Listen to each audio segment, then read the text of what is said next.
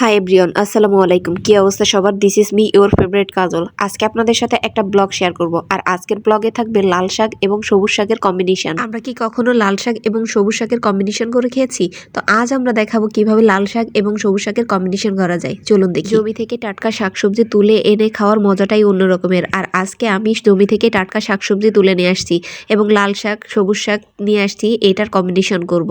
তো আমি কি করলাম, প্রথমে যেভাবে শাক রান্না করে, তবে আজকের শাকের একটা টুইস্ট থাকবে, সেটা শাক রান্নাটা সাধারণত কাঁচা মরিচ দিয়ে রান্না করে, আর আমি আজকে শুকনো মরিচ দিয়ে রান্না করব। দেখি না এটার টেস্ট কেমন আসে, কারণ সবসময় মানুষ যে একঘেয়েমি ভাবে রান্না করবে সেটা কিন্তু না।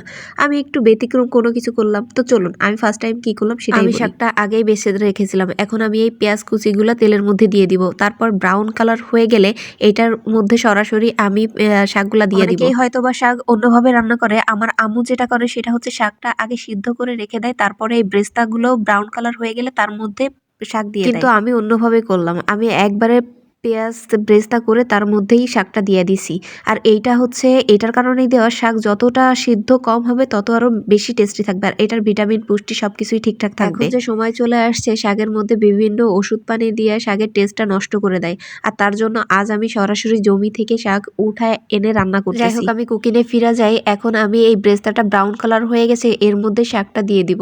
শাকটা দিয়ে কিছু সময় নাড়াচাড়া করার পর এইটার মধ্যে সমস্ত ইনগ্রেডিয়েন্টস দিয়ে দিব এবং এই পানিও দিয়ে দিব সিদ্ধ করার জন্য। যখনই শাক রান্না করতে যাই তখন সাধারণত ওইটা ঢেকে দেই। ঢেকে না দিয়ে আমি এটা নাড়াচাড়া করতে পারি না, কারণ নতুন রান্না করলে যেটা হয় আর কি। তো আমি কিছু সময়ের জন্য ঢাকনা দিয়ে ঢেকে রাখবো। এইটা কিছু সময় আমি সিদ্ধ হইতে দিব। 2 মিনিট পর আমি এইটা যখন কমে আসবে তখন এইটার মধ্যে হলুদ এবং লবণ দিয়ে দিব, কারণ আমি তো বলেছি বেশি থাকা অবস্থায় আমি এইটা নাড়াইতে পারি না, তার জন্য আমি 2 মিনিট সিদ্ধ করতে দেওয়ার পর তারপর বাকি জিনিসগুলো এর মধ্যে দিয়ে দেই। অ্যাকচুয়ালি আমি কখনো রান্না করিনি, তবে আমি যেটা করি, নিজে যেটা যখন মনে আসে ঠিক সেভাবেই করি। আমি কারোর থেকে হেল্প নেই না।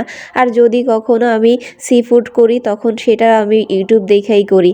আর আমার নিজের থেকে তো খুব একটা হয় না, আর আম্মু আছে তার থেকে একটু জেনে নেই।